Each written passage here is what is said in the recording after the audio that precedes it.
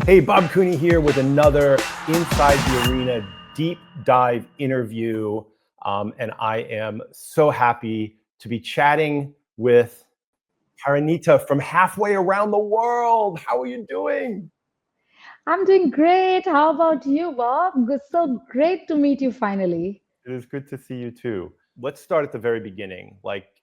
I stumbled into virtual reality like totally by luck in the early 90s when I was launching laser tag, and my first customer had acquired the rights to a virtual reality product called Virtuality and wanted to launch it, and they couldn't get space at IAPA, and they wanted to know if they could put it in my booth. And that was the beginning of a very long journey. What were you doing when you found virtual reality, and what was the early stage of that journey for you? See, frankly, I also happened to just stumble across virtual reality and I had heard about zero latency. My daughter was just born in January, and so it was just 10 months. And I said, okay, we'll do it. Wait a second. So you had a newborn and decided the right thing to do is to start a company, a business. Are you crazy? So the okay, so the reason is that because I was already an entrepreneur while I was after my son. I quit my job after my son. Okay. Then I had my daughter. So, but of course, I was looking for something new also. So then what happened is we came across zero latency and I wanted to try it. Then in January, we made a trip to Bangkok for my daughter's first birthday. And that is where we found that it's right next to the hotel. And so I decided that, I should give it a try here itself. So I left both the kids in the hands of my husband and I said, I'm going to do this alone. The experience was thrilling, exciting, and mind boggling. I mean, I was blown. Blown is the word. I was literally like, I think this is the experience that we should get to India. And that is when I told my husband that I think we should start working on this. And this is what I think I want to do right now. And you won't believe, Bob, I'm not even a person who's ever played a video game or watched too much of television. I'm not either of these people. But the experience in itself, the product itself was so breathtaking that I just could not contain myself to not get this. I knew the road ahead would not be easy, and I had two very young kids, but still, I think I wanted to do this really, really hard.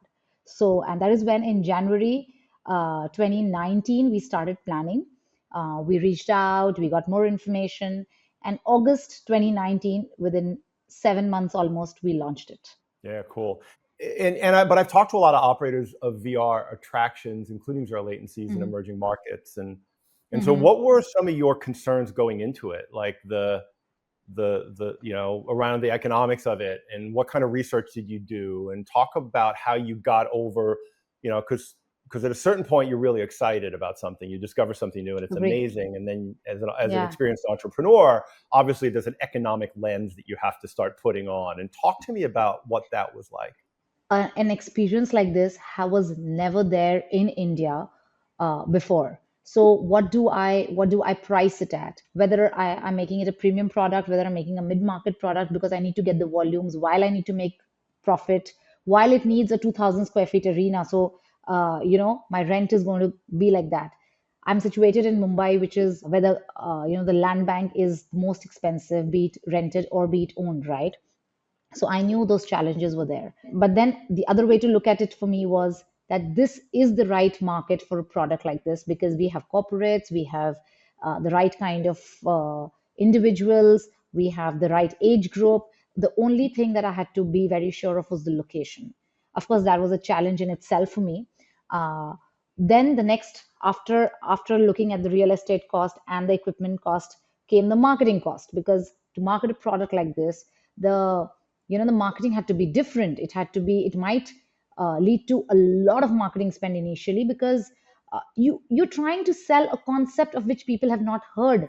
I think uh, i think changing that mindset also towards VR, towards experiences, towards getting people to spend 30-45 minutes at our arena and then go for a dinner or lunch, was something which was very difficult initially. Yes. So I knew those challenges, and but with that, because so I'll tell you, before being an entrepreneur, before my first child, I was also in the investment banking background. So the analysis part was very strong for me.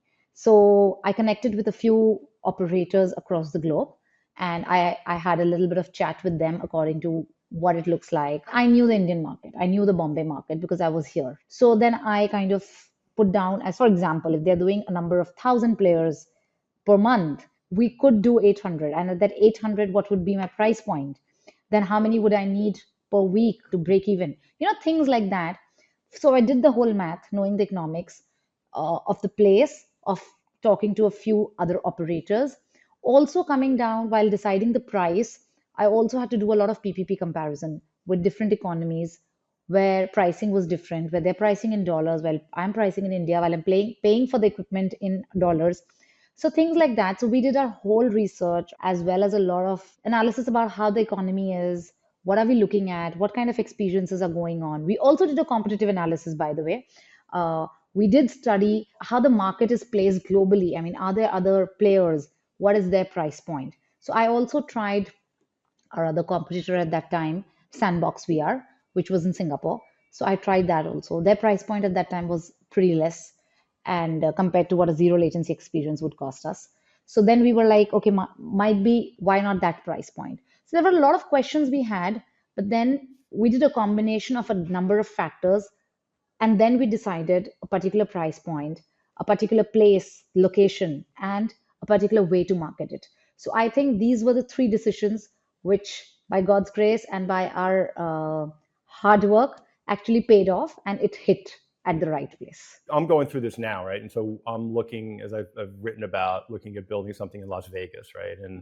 And Yeah. doing competitive analysis and trying to do sensitivity analysis and top down projections based on the size of the market and the number of people, and then a bottom up based on capacity and seeing.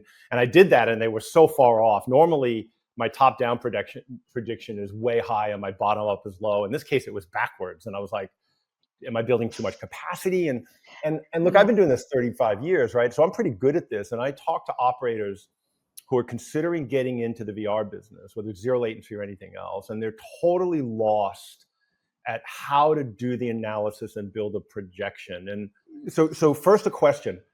Looking back now, it's been almost 6 years now since you started your Six journey, and years. we're Yeah. going to ignore the pandemic, right? You're here, we survived. Let's just not Agree. go into that.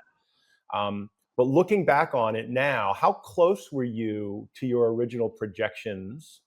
Looking, on reflection. Okay. Yes. So the business, of course, has taught us a lot that, frankly, no projections work. I know, but how I want to know how close you were in general, and then we'll drill into where.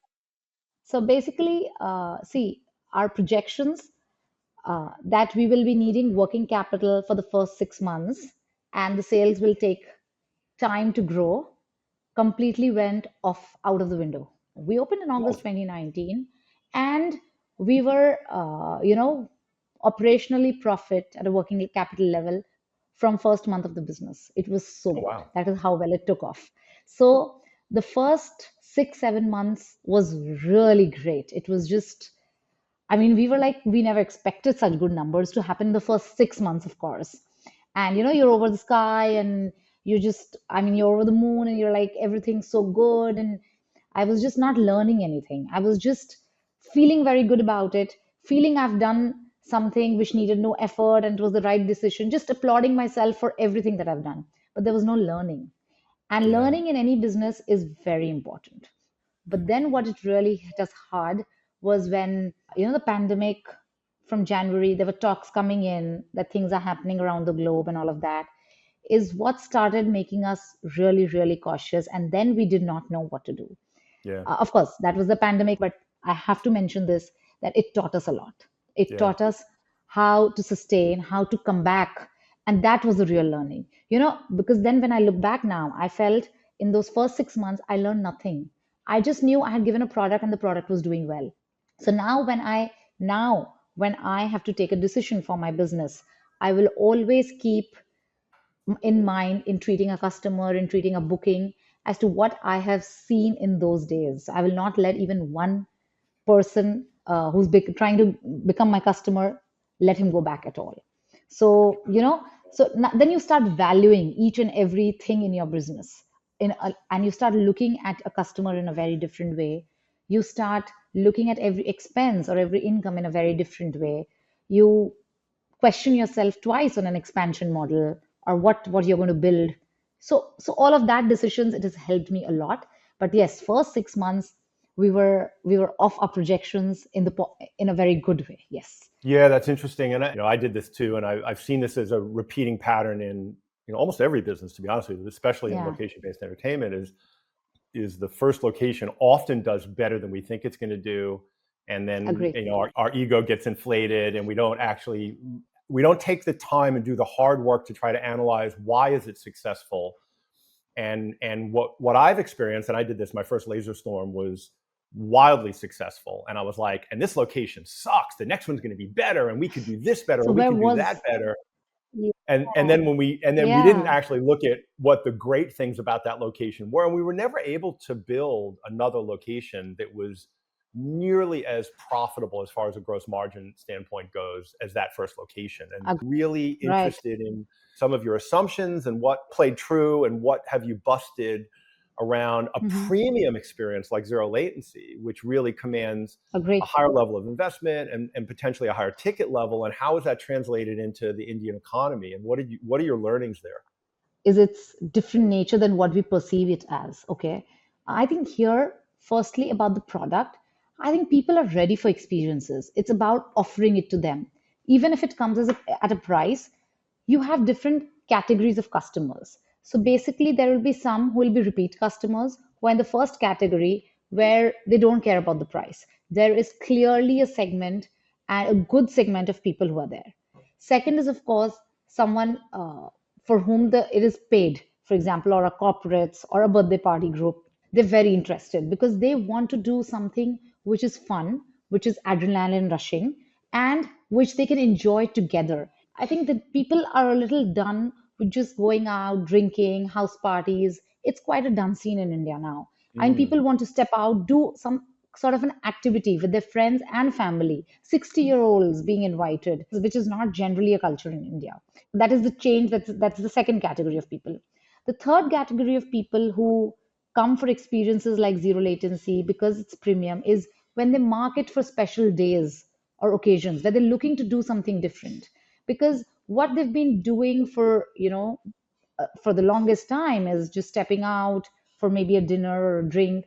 So people are open to doing more things. It's more of a YOLO culture, which is happening now, that you live only once. So rather just do everything and enjoy more.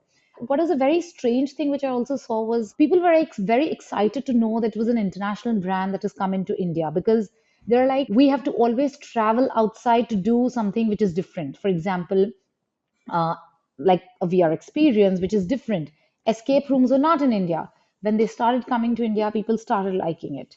So, and there are a lot of people who travel from Bombay. So, because they do all of this, they're already aware of such experiences globally. But seeing it in their own city also excites them to try to bring their friends, to bring their families.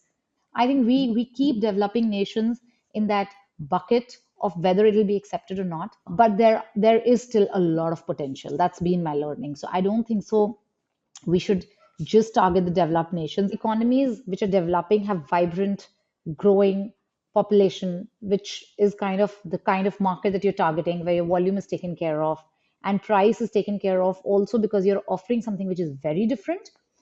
While, of course, people will have to pay a price for something which is premium, but the experience is also like that. So it depends on what kind of an experience you're offering at what price.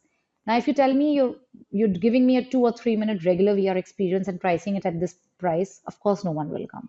You also have to match it with the right kind of experience. Then I think people are ready to pay the price nowadays. So, and what, just because you mentioned PPP, or purchasing power parity, for those of you that aren't familiar with Right. that term, or some people call it the Big Mac Sorry. index, Yeah, that's how are right. you Yes. pricing the zero latency experiences compared to what you're seeing in the West? So what I see in the West is generally ranges between $30 to $50, depending on games, depending on game duration. For each game, they start from a 30-minute game.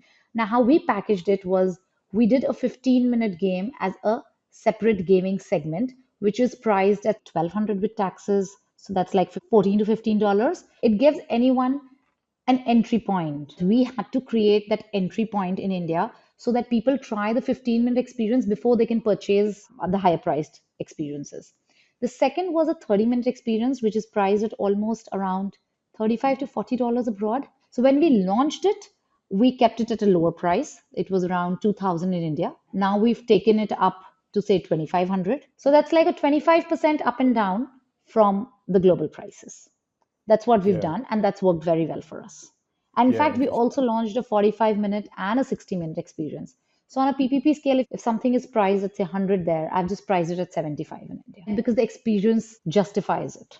So Yeah, so it's there's been two great. things that I want to touch on. You just said that I think are really interesting. One was this concept of sampling, which is a huge challenge the whole VR industry has, which is, and there's Yeah. research I keep pointing to coming out of the University of Birmingham, called the Immersive Experience Network or Audience Report, and they said that people that have tried a quality VR experience are willing to pay 3 to 4 times more than people who haven't ever tried a quality VR experience. And so that to me points to a sampling opportunity that no one's figured out how to do. And you're the first person I've talked to, certainly within Oh, the Zero great. Latency Network, that's adopted that. And so Yeah, how we did. have you seen that impact either repeat business, and how do you sell people from the 15-minute up to the 30, 45, and 60-minute? And then I want to talk about that because I'm a big Sure. believer of 45 and 60-minute experiences. So I want to tap into Yes. both of those experience sets for you. We started with like a 15-minute because when people have come to play or they're looking to pick an experience and they're like, okay, what is so different that you're charging me 2000 rupees? I can at least tell them, okay, try the 12,000 rupees experience before you go for the 2000, so that they don't feel like I'm trying to rob them of their money because I get the Yeah. 2000. What if they don't enjoy, right? And I'm 30 minutes are wasted. So that's the reason one we did that. So that kind of built trust among me and my customer, right? So that's one way. Now, if you ask me about how did this translate into repeat customers, firstly, the moment I would give them this option, they would be like, okay, a lot of them would at least say, no, okay, then we'll do the 2000. So they would not even pick the 1001 because that, I told you that trust was built, right? Because they knew that I'm not trying to deceive them of their money. Okay. Yeah. So that is how we first built trust. Then how it moved is, suppose someone's tried the 15-minute, they would just feel by themselves that this experience needs to be done for a longer period. And in the first 3 months, we only had 15 and 30 minutes experience. In the fourth month, we had to launch a 45-minute experience by clubbing a 15-minute game and a 30-minute game because people were demanding it. So like the first 6 months, the response was phenomenal. And this was also one of it. People really liked the 15-minute and they straight wanted to jump to 45 minutes. They were not talking about 30 minutes anymore. So that is what was really something which I had not expected. And then now we already have a 60-minute experience. So, and people want more. I would say, as in the whole thing, everything's been good. But the drawback that a VR industry has is, we need that kind of space. Now, I only have one arena. So if someone's buying a 60-minute experience for a larger group, say 16 people, there are only eight who can play at a time, and then eight have to wait. I mean, I cannot take that away, right? Had I had two arenas, yes, both would have bought 60 minutes. But of course, we have our own limitations where real estate is involved. If I would have two, I mean, 60 minutes or 45 minutes is their top option. Yes. Great answer. Thank you. And I can't wait to get that message out to the world because the very first zero latency experience I did in April of 2016 was the original Mm-hmm. Outbreak in North Melbourne. And it was 45-minute epic zombie battle. And at the end, I was exhausted. I think we walked 700 meters in the game. So almost a kilometer. And it was just Almost okay. so immersive. And they went to IAPA that year, and a bunch of operators who, make money 10 cents at a time or a quarter at a time or $1 at a time were like, oh, nobody's going to want to play a 45-minute experience. It needs to be 10 minutes, which led to the next Outbreak game, which was a 12-minute game. And I've been railing against that for 8, 9 years now. And now we're starting to see people stretching it out, including yourself. And so I'm so glad you were brave enough to try that because it seems Yes, so against conventional wisdom. it was. I mean, brave enough, yes. We had to do a lot of market study to understand. And because I was an Indian and I was in India and I was in Bombay, I knew, I thought, I mean, at least that time, I thought this was the only strategy to sell an experience like this. Also, because in India, that time, VR was not much spoken of. I think when we launched in 2019, even Meta was coined much later, right? People just used to use the word AR, VR very loosely, which they still do today. I mean, not everyone knows the difference. Not everyone has tried it. I mean, to understand how to make people come to the arena to try this kind of a thing was a very, very big challenge, which today also is, frankly. I mean, with so many mobile games and gaming becoming popular, but people to come outside of their home to try it sounds very challenging because it's Yeah. like a lot of effort from everyone. Yeah, before we get to expansion, the other thing you mentioned that I forgot, I want to circle back to is you talked about marketing, Sure, customer sure. acquisition costs. From what I'm seeing and talking to people, seems to be obviously location's critical. The solution, the experience has to be top notch. I call those table stakes. But once you make the decision in location and solution, you're kind of like you've Hmm. made your decision, right? And so the thing that's Right. variable is marketing and customer acquisition cost. How do you measure that? Do you look at return on ad spend or ROAS? Do you look at CAC and pure dollars, or as a percentage of revenue? And what are those challenges, and how have you kind of worked to optimize those in your favor to increase profitability to allow you to really seriously take on Sure. expansion? So marketing, there's been a big learning curve also. I mean, we've definitely burned some cash initially in the marketing also, but I'm grateful that it was just for 2 months and then we caught on to the right thing and we moved on with that. How we measure it is both in terms of CAC and as a percentage of revenue, because ultimately I have to make my margins, worth it. There are two parts to it. I'll answer the first part. Is the first part is about choosing the right marketing strategy and what works for you. For example, for some economies in some countries, discounts work.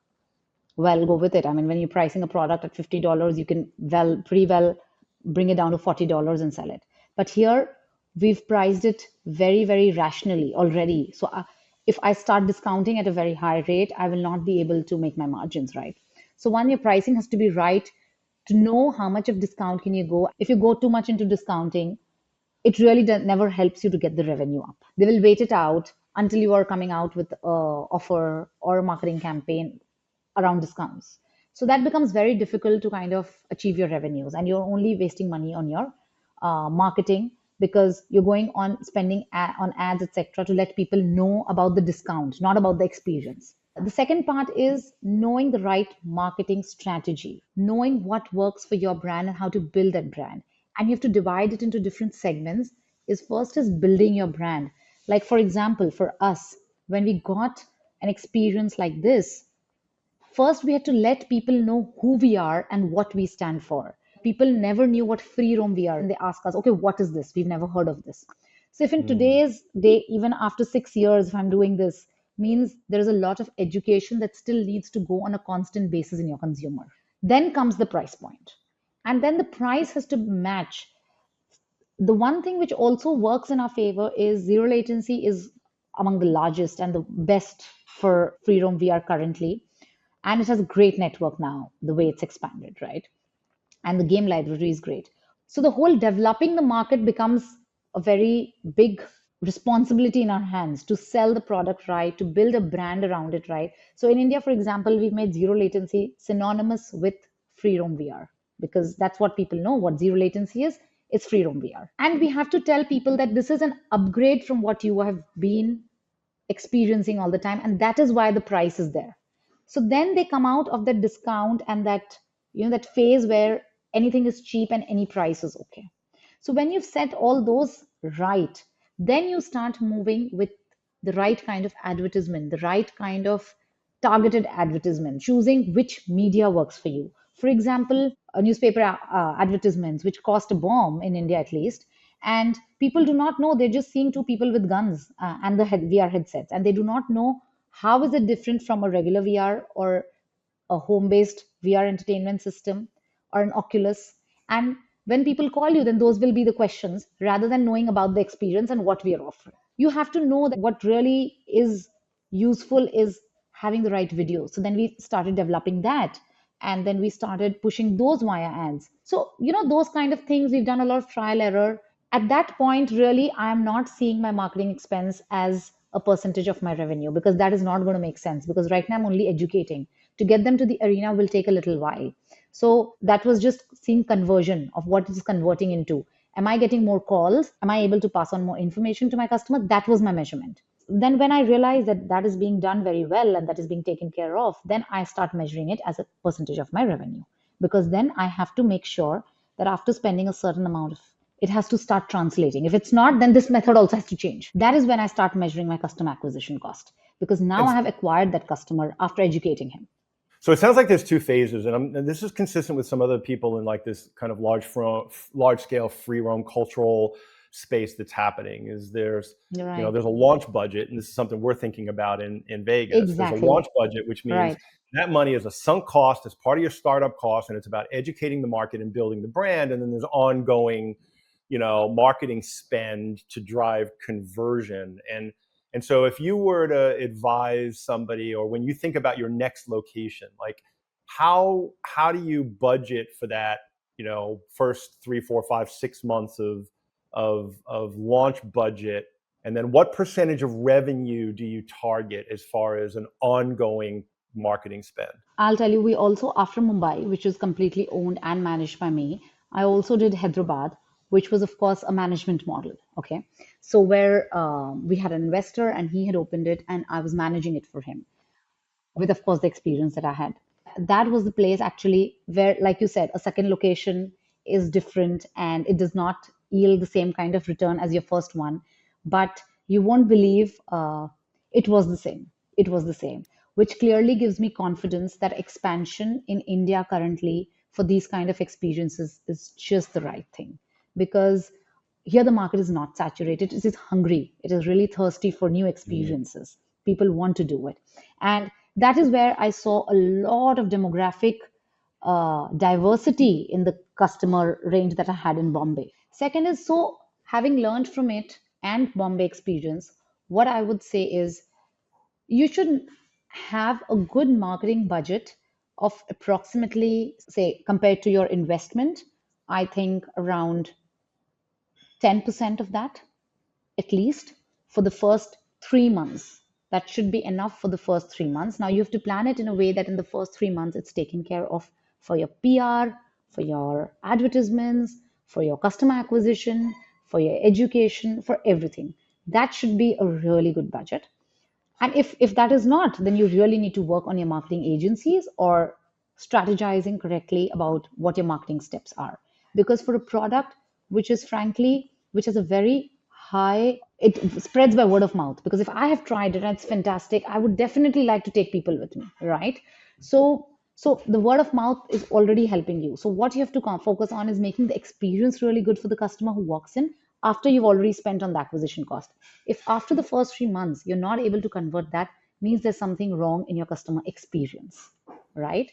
So more than that is clearly not required because the experience talks for itself. And on an ongoing basis, I would say definitely look at anywhere around 12 to 15%, Mm. considering, of course, the city that you are in and the cost that you have to entail in that city. For example, for a city like Mumbai, where your real estate costs are very higher, it could go up to 16, 17% also, because you need, it's linked to your revenue. So you need a higher revenue to meet all your other fixed expenses, right? But in a city which is, say, maybe a Hyderabad, where the cost is relatively lower than what it is in Bombay, a 15 or 14% should be good enough. Well, so one of the things I want to talk, because again, marketing is, as you've identified, and I think the industry knows, one of the big challenges here. I've looked at your Instagram account. You have over 50,000 followers, I think. How have you built that, and how has that actually? Do you convert that into either ticket buyers or people calling? Because we were talking about, you've talked about how you're on the phone kind of closing sales, which I don't think most people in other countries that I've talked to even Right, consider. How's Instagram fit right. into that, and social media fit into the mix?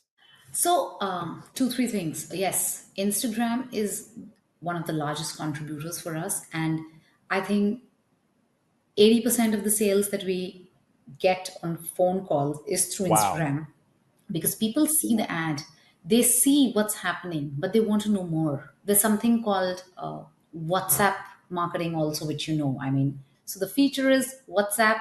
We have like a WhatsApp number where the query comes in as to they want to know more about it. So either we call them back, So that of course really helps a lot.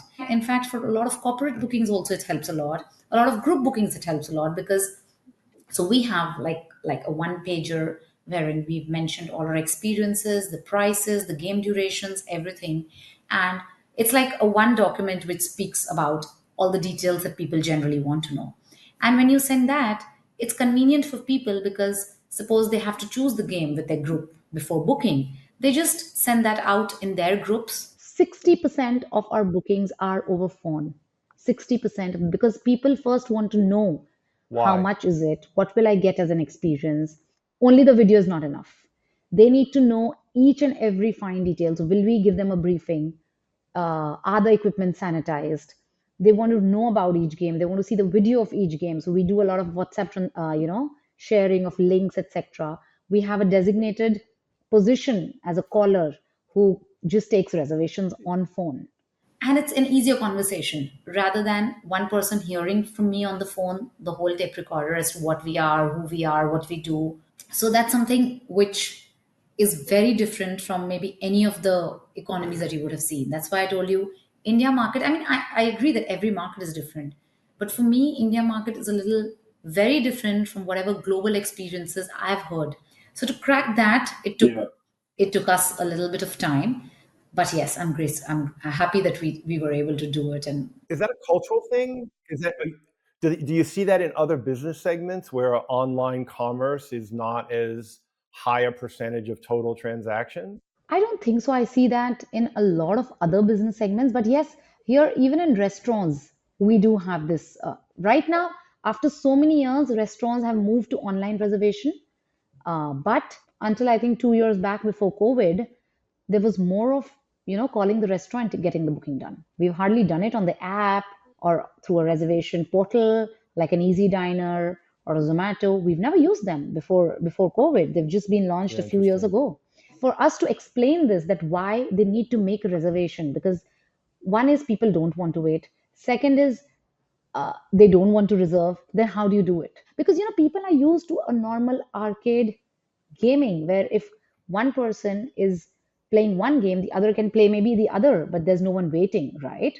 Yes, a cultural difference, yes, as well as a concept difference because people are not used to concepts like this. They don't know how these work. So there are a lot of questions which people have. And that's what we address to whole day in and day out. I mean, when I opened and I had no caller, because initially, even myself to explain to the caller what the experience is took me, I think, 9 or 10 months. After that, only we kept a caller. So I was the one taking each and every call. And so who does the responses? Like, are you sitting there on your phone all day WhatsApping with people, or how do you operationally handle that? so we've done that, by the way. I mean, I have done that myself, pretty much initial 6 months, like I told you. But after that, we hired a person. But it takes a lot of while to train them because one, they will not speak with the same enthusiasm and with the same zeal that I'm talking to a customer, because my desire is in that first 6 months to convert the customer at any cost, right? And to let him know more. And so is it a full-time person, and do you have enough inbound volume? Yeah. So we have shifts, people who work in shifts. Basically, it's a full time role. But of course, because we are open for much longer hours, and our booking time opens from 12 in the morning till 11 in the night. So it's like an 11 hours. So no one can work that long. Of course, I think they'll get Yeah, drained. yeah. So we do it in shifts. Yeah, I've recommended people hire a full-time, sales person or whatever, and when they're not getting inbounds, they can do outbounding to corporate and stuff like that. And so it's something Yeah. not enough arcade owners do, and I think Yeah. it's a huge part of the ones that are successful do it that way. And Bob, I have a few questions for you. yeah, oh, go, yeah, I love questions. I have a few questions for you. Yeah. So, see, I mean, you've been asking me all about my experience, my journey, but I want to understand how has your experience and been at zero latency, and what what is that one thing that makes zero latency stand out of all the other VR experiences you think you've tried or you've done or that are upcoming? What is it Yeah. that, because you're a VR person, you've tried most of them, you know what is inside out of it. So can you answer both my questions? I think the reason that they've been so successful and the experiences are so good is is they've got this, the Alpha Army. I love this. I talk about it, occasionally, where they have, local people coming into the office every Wednesday to play test games from white box all the way through to balance it and get feedback. And they're so dedicated to creating these great customer experiences or player experiences that they've integrated into the development process in a way no other company that I've ever seen has done that. And they've consistently been doing it since day one. And they're not trying to do everything for all people. They're not trying to do, education and this. Like they've taken the first person shooter genre, but in essence, they've gone really narrow and focused and being really the best at what they do. And I think that's that's the key to success. Now, I think that also creates challenges because first person shooters apply to a certain part of the demographic or psychographic market, and not everybody is going to be interested in that. And in business, sometimes we want to be all things to all people, and that can lead to actually failure rather than success. And that's the thing that I really am impressed with Zero Latency, is how committed they are to doing what they do better than anybody else. Also, there's one more question that, which of your games is the favorite at Zero Latency? Have you tried the new Space Marine? I did. Look, I was blown away by the thing that I thought Space Marine did as well, if not better than any other VR game I've done, was giving me this sense of power. Like the whole idea, like I felt like a Space Marine. I was bigger than the humans, right? I was and so I felt really powerful. And part of the beauty of VR is you really suspend disbelief and you can embody the character within the story. And not enough companies have done a good enough job with that. And Zero Latency's been doing this for a decade now, and they're still getting better and learning that. And that was the first game where I really felt like I was embodying the character of the experience. And the other thing I loved about it is there was no loading screens, there was no, transitions. It was one big open epic experience. So there was no break in immersion. And that's the first one I've done where I really felt that. That being said, your question was, which is your favorite? Which was my favorite? And I still love Singularity. And it could be because I got to play Singularity with Doug Trumbull, and Doug Trumbull was the special effects director of 2001: A Space Odyssey, which is all about a rogue AI taking over a spaceship. And so I thought there was just something meta about going through a spaceship in virtual reality, battling an AI with Doug Trumbull. That was like a peak experience for me. Agree. So that's very interesting. That someone talking outside of zombies for the first time for me is something very interesting, and would have been quite an experience that day. Yeah, thank you, and thanks for your openness with everything and your sharing. And I think that we, as an industry, the more we can share, insights and learnings, the more successful we can all be, because it's still day one in this whole thing. We've been doing it for 10 years, but I look forward to following your journey. And as you open more and more locations in India, let's stay connected, and we'll do a follow-up when you get to number 10 or something. Sure, and I hope to. I hope so too. And then we'll invite you to India to do a session here. It'll be like a great thing to do that. Yeah, and I look forward to seeing your next moves.